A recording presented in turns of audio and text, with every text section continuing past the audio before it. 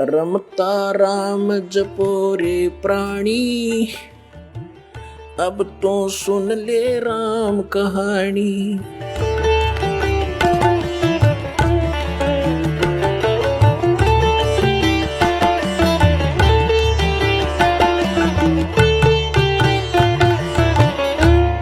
अब ये कहते हैं कि सतलोक में प्रकाश ही प्रकाश है, नूर ही नूर है, वह सतपुरुष नहीं है। और आत्मा जब उसमें पहुंच जाती है तो ऐसे मिल जाती है जैसे बूंद समुद्र में, यानी जैसे डूब कर मरना होता है। तो पुण्यात्मा पहले तो ये इंटरेस्ट किसी का हो नहीं कि उसमें जाकर मरा डूब के, उसमें एक रस हो जाए। यही प्रत्यक्ष उदाहरण बता दिया। अगर कोई नो कहे समुद्र में भगवान है, चलो कूद छलांग लगाओ, कितने को मरेंगे, एक आधा बोड़ा वैसे चला जाओ उसमें। नहीं तो समझदार व्यक्ति ने कहा वाह विवाह, भगवान को तो कहते हैं, उसके दर्शन करते हैं, उसके रोमकूप में करोड़ सूर्य करोड़ चंद्रमा मिला दे, ऐसी रोशनी है परमात्मा की वाणी में। तो ऐसा लिखा कबीर जी की वाणी में।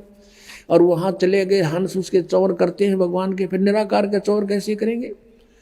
और फिर ये बताते हैं कि एक समय सावण सिंह जी ने कथा सुना रखी है कि एक इंद्रमती नाम की रानी थी और कबीर साहब के समय में हुई। वैसे तो इन्हें पता ही नहीं कहेगा वो कब हुई थी, कब परमात्मा आए थे। फिर भी इन्होंने जैसा जोड़ जुगाड़ करके ज्ञान दिया वो ज्ञान समझते हैं। और रानी इंद्रमती कबीर साहब की शिष्या थी। कबीर साहब तो पहले जाकर समुद्र में लीन हो गए उस सतपुरुष में।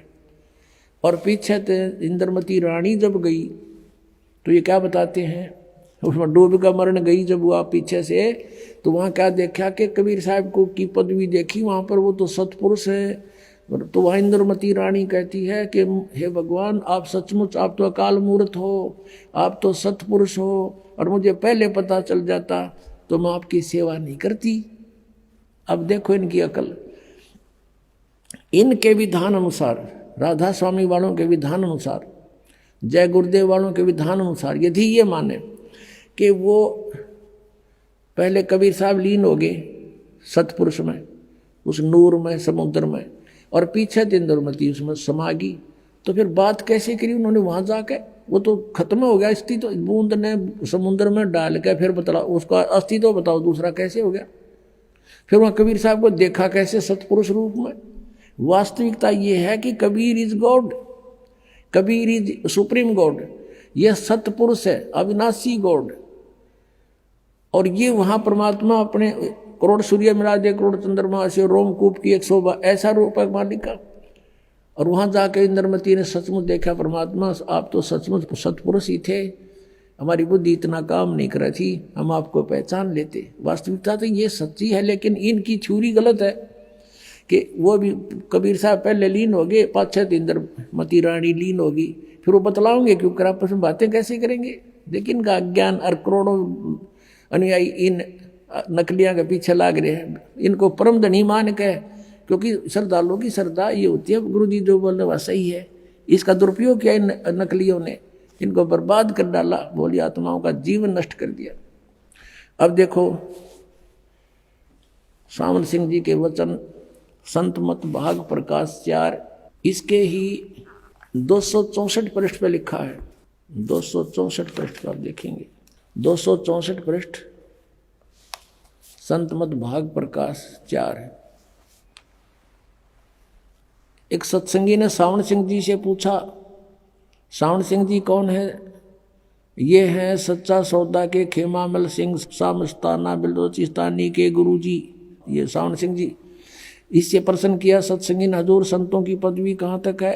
महाराज जी, सावण सिंह जी उत्तर देते, हमारे इतनी बुद्धि और अकल नहीं कि हम संतों की पदवी को समझ सके। फिर भी सुनो, रानी इंदुमती कबीर साहब के समय में हुई थी। पहले कबीर साहब मालिक में जाकर विलीन हुए, देखना, फिर रानी हुई। जब रानी ने सचखंड में जाकर कबीर साहब की पदवी देखी तो कहने लगी, महाराज यदि आप पहले ही बता देते कि मैं ही अकाल पुरुष हूँ तो मैं भजन सुमन कर कर के व्यर्थ परेशान ना होती। कबीर साहब ने उत्तर दिया, तुमको उस समय विश्वास नहीं आना था। अब इसमें विवेचन करते हैं पुण्यात्माओं। इन राधा स्वामी पंथ के अज्ञानी संतों की तो सोच है, विचार है कि सतपुरुष वहाँ नहीं है, निराकार है और केवल नूर ही नूर है, प्रकाश ही प्रकाश है। और उनने अपने सिद्धांत अनुसार सच्चाई को अज्ञान बना करके कैसे पेश करना चाहा है, लेकिन फिर भी छुपी नहीं। कहते हैं चोर चुरावे तुमड़ी और गड्ढे पानी में, वो गड्ढे वो ऊपर आवे न सच्चाई छनी ना। अब विचार करो इनके विधान अनुसार। ये कहते हैं पहले कबीर साहब जाकर मालिक में विलीन हो गए, बूंद गिर गई समुद्र में, खत्म हो गई अस्तित्व। और फिर कहते पीछे रानी जाके विलीन होगी उसी में, दोनों हो गए एक रस।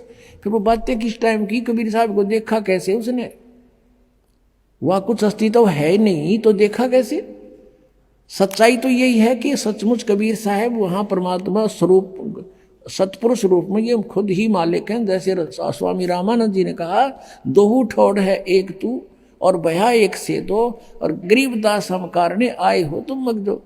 ये स्वयं भी कहते हैं कबीर परमेश्वर, हम ही अलखला है कुतुब गोस और पीर, गरीबदास खालक धनी हमारा नाम कबीर। ए स्वामी सृष्टा में और सृष्टि हमारे तीर, दास गरीब अधर बसूं। कबीर साहब कहते हैं अधर रहूं ऊपर और मेरा नाम कबीर।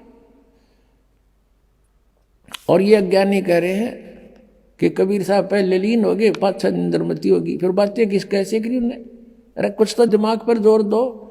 चलो वो पहले वाले तो गए बाढ़ में, अब तो तुम तो बचो, शेष जो बचे फंस रहे हैं उनके नकलियों गए, पीछा छुटाओ और अपना कल्याण कराओ।